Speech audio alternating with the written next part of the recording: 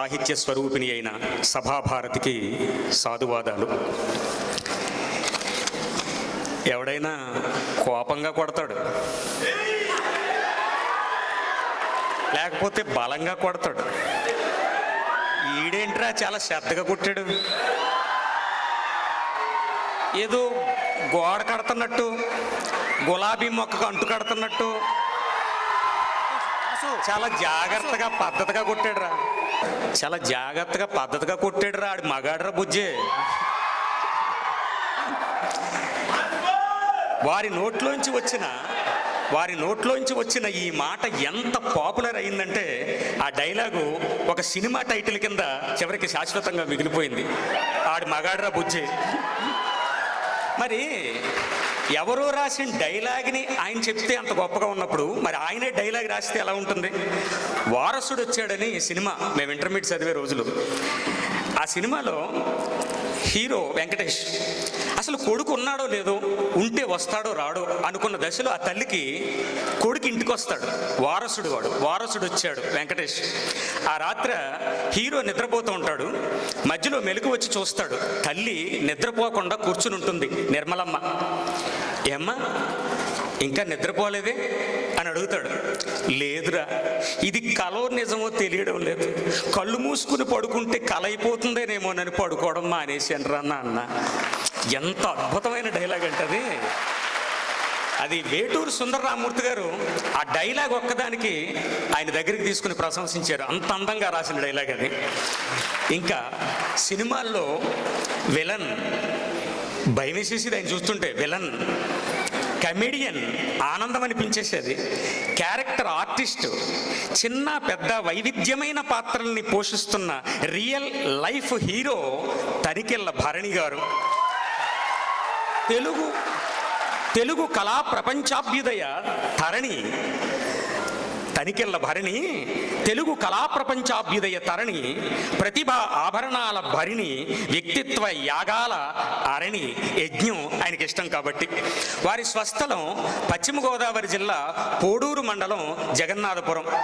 శ్రీ సేతురామలింగేశ్వరరావు గారు వారి తండ్రి గారు, శ్రీమతి లక్ష్మీ నరసమ్మ గారు వారి తల్లిగారు. జూలై 14, 1954లో సికింద్రాబాద్లో పుట్టారు. అక్కడే పెరిగారు. బేకం వరకు చదువుకున్నారు ఆయన. వారి శ్రీమతి దుర్గా భవాని గారు. అబ్బాయి మహాతేజ శాంతా బయాటక్లో ఉద్యోగం. అమ్మాయి సౌందర్యలహరి. శంకర భగవత్పాదుల శివానందలహరి, సౌందర్యలహరి పుస్తకాల్లో సౌందర్యలహరి అని పేరు పెట్టారు ఆయన వాళ్ళ అమ్మాయికి. శ్రీ మురళీ కళానిలయం ద్వారా మొట్టమొదటిసారి ముగింపు లేని కథ రాళ్ళపల్లి వారిది. ఆ నాటకంలో 70 సంవత్సరాల వయసున్న వయోవృద్ధుడిగా నటించారు. అది మొట్టమొదటి నాటకం. ఆ సంస్థ కోసం ఓ 10 నాటకాలు రాశారు ఆయన. స్త్రీవాదాన్ని బలపరుస్తూ గోగ్రహణం అనే నాటకం రాశారు.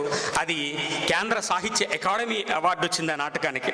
ఇంకా ఆయన రచనలు పరికిని, నక్షత్ర దర్శనం, ఎందరో మహానుభావులు, జంబూద్వీపం, కొక్కురొక్కో, చల్చల్ గుర్రం, గార్ధబాండం, గోగ్రహణం, ఎలకలు కొరికిన కథలు. ఎంత విచిత్రం అంటే మా మిత్రుడు ఎంఎస్ సూర్యనారాయణ గారు ఎక్కడో ఉండాలి. ఎంఎస్ సూర్యనారాయణ గారికి కథలు పంపించారు. ఇది పుస్తకం కింద వేరే అబ్బాయిని. ఆయన ఎక్కడో అటక మీద పడేశారు. మధ్యలో ఫోన్ చేసి నా కథలు ఏమైనాయి అన్నారు. తీసాను సార్, అటక మీద ఎలకలు కొరికేసినాయి సార్ అన్నాడు ఆయన. చాలా బాగుంది. అదే టైటిల్, ఎలకలు కొరికిన కథలు. అది ఆయన పుస్తకం.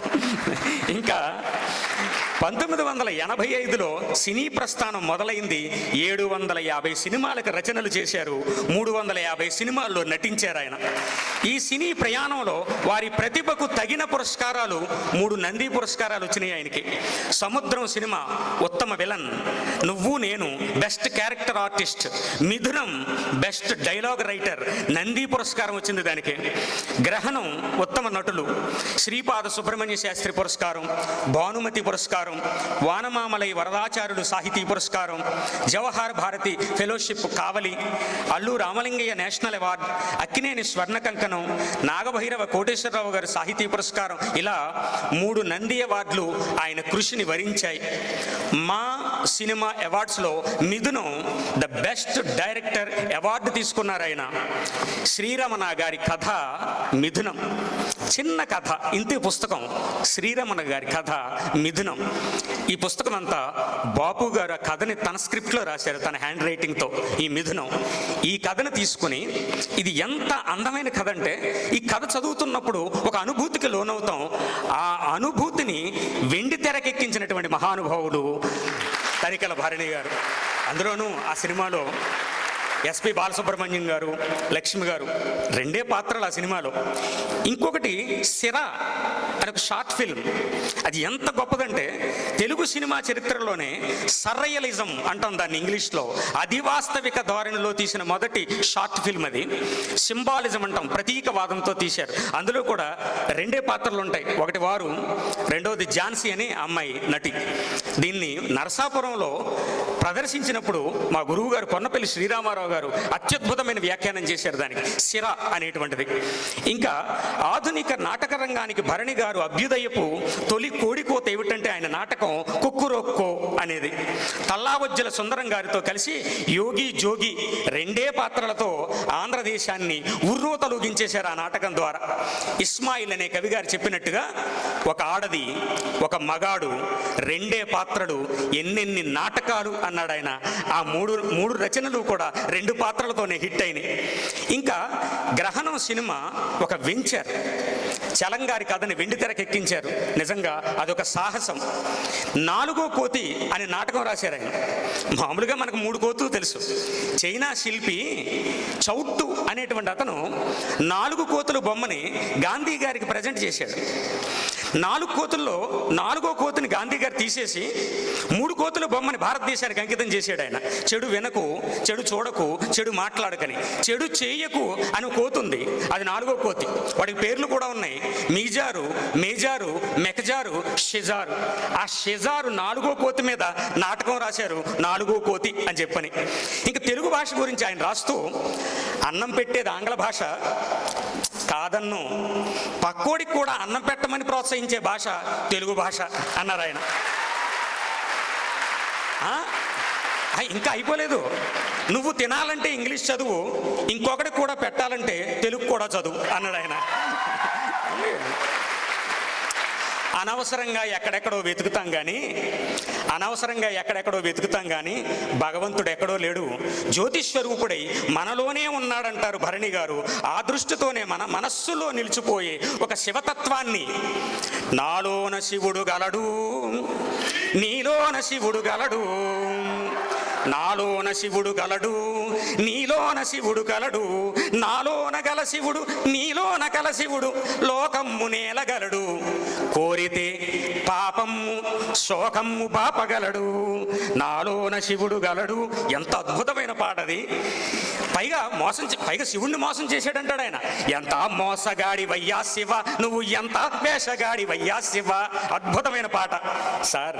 ఇవన్నీ ఆటగదరా శివ. ఆయన చివరిలో మాట రాశారు, ఆటగదరా శివ, ఆటగద కేశవ, ఆటగదరా నీకు అమ్మ తోడు. ఆ అమ్మవారి ఆశీస్సు ఆయనకి అందింది. కవి, రచయిత, నటులు, దర్శకులు, ద వెరైటీ ఈజ్ బ్యూటీ అంటాం ఇంగ్లీష్లో మాట. వైవిధ్యమే సౌందర్యం.